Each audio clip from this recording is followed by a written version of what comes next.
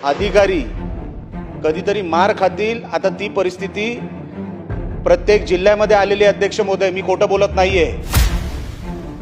Smart meter बद्दल काय होतं, कधी कधी दुरुस्तीच्या नावाखाली ही लोक जातात तिकडे दुरुस्ती करायला आणि पटकन ते स्मार्ट मीटर तिकडे लावून टाकतात. ग्राहकाची ते परवानगी घेत ना अध्यक्ष महोदय. रेकॉर्डवर आहे. मग आता कंपल्सरी का केलं आपण? कोणाच्या दबावाखाली करताय आपण? लोक कोण कॉन्ट्रॅक्टर हा? कोणाला कॉन्ट्रॅक्ट दिलेला आपण हा?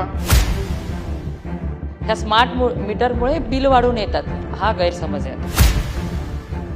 ग्रामीण भागामध्ये साहेब, माझा मतदारसंघ हा ग्रामीण भागात येतो. अनेकांच्या मतदारसंघामध्ये हा स्मार्ट मीटरचा संघर्ष आता चालू असेल. अधिकारी कधीतरी मार खातील, आता ती परिस्थिती प्रत्येक जिल्ह्यामध्ये आलेली. अध्यक्ष महोदय, मी खोटं बोलत नाहीये. ते होऊ नये म्हणून मी आपल्याला सांगतोय, अगोदरच हे सगळं थांबावं. मी काही वेगळं बोलत नाहीये. ताई, आपल्याला जे अधिकारी काही सांगत असतील फक्त 4% तक्रारी आल्या वगैरे, सगळं खोटं आहे. 50%च्या वर तक्रारी आहेत, पण खालचे अधिकारी का ब्रीफिंग देत नाहीत वरती मंत्रालयाला, मला काही कळायला मार्ग नाही. स्मार्ट मीटर बद्दल काय होतं, कधी कधी दुरुस्तीच्या नावाखाली ही लोक जातात तिकडे दुरुस्ती करायला आणि पटकन ते स्मार्ट मीटर तिकडे लावून टाकतात.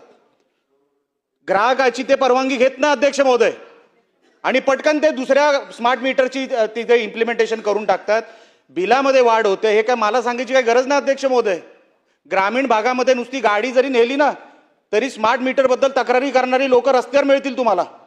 म्हणून माझी विनंती अध्यक्ष महोदय, मंत्री महोदय आपल्याला सुद्धा, की ताई, स्मार्ट मीटर बद्दल अनेक तक्रारी ग्रामीण भागामध्ये आहेत. त्याची दुरुस्ती करण्यासाठी तिकडचे अधिकारी हे काही तिकडे उपाययोजना करू शकणार नाही. त्यांना काही सांगू शकत नाही. ते कन्व्हिन्स करू शकत नाही की आम्हाला स्मार्ट मीटर का तुम्हाला द्यायचं आणि तुम्ही का घेतलं पाहिजे. तुम्ही म्हणतायत तक्रारी नाहीत, पण असंख्य तक्रारी आहेत.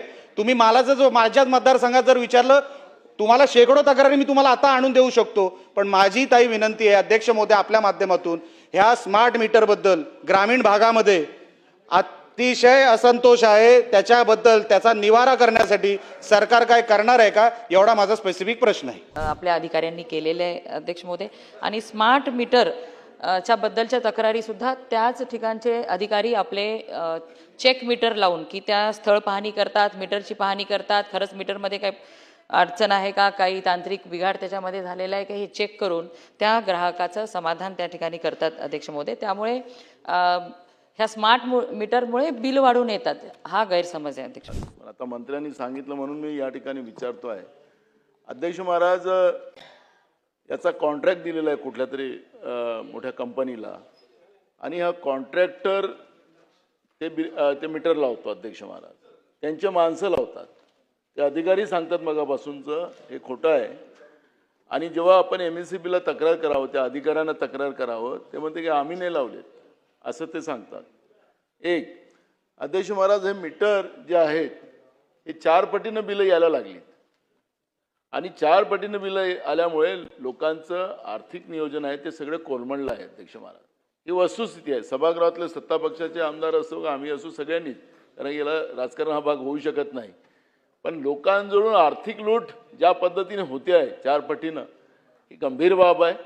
माननीय मुख्यमंत्र्यांनी सभागृहात सांगितलं होतं अध्यक्ष महाराज, हे ऐच्छिक आहे, हे रेकॉर्डवर आहे. मग आता कंपल्सरी का केलं आपण? कोणाच्या दबावाखाली करताय आपण? लोक कोण कॉन्ट्रॅक्टर हा? कोणाला कॉन्ट्रॅक्ट दिलेला आपण हा? त्याचं उत्तर वस्तुस्थितीला दिलं पाहिजे. सरकारी उत्तर आपण देऊ नका. वस्तुस्थिती मांडा, राज्याच्या जनतेला कळू द्या या निमित्ताने, या लक्षवेधीच्या, की हे महत्त्वपूर्ण आहे. पहिलेच महागाईचं आभाळाच्या पार झाली आणि वरून तुमच्या इलेक्ट्रिकचा शॉक, हे गंभीर बाब आहे. 1,23,00,000 स्मार्ट मीटर बसवलेले आहेत. त्यापैकी तशी ऐच्छिकची काही तरतूद तशी नाही आहे अध्यक्ष महोदय. आणि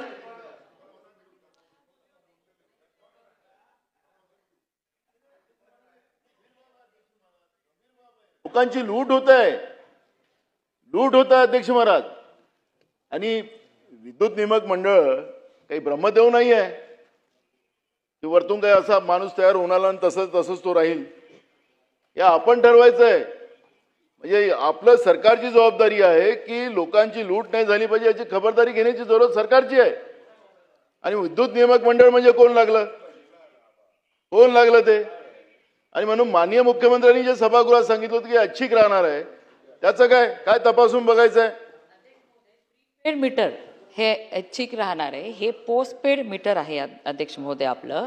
आणि अध्यक्ष महोदय स्मार्ट मीटर आहे आपलं हे अध्यक्ष महोदय. आणि ह्या संदर्भात आपल्या राज्यामध्ये आतापर्यंत 1,23,00,000 लोकांनी लावले आणि फक्त 3,92,000 लोकांच्या तक्रारी आलेल्या आहेत अध्यक्ष महोदय यामध्ये. त्यामुळे स्मार्ट मीटरवरती सर्वच ज्या 1,23,00,000 लोकांनी लावलेले त्या सगळ्यांच्या तक्रारी नाहीत अध्यक्ष महोदय. हा विनाकारण गैरसमज सभागृहाच्या वतीने पण आणखीन सगळीकडे पसरवला गेला नाही पाहिजे अध्यक्ष महोदय.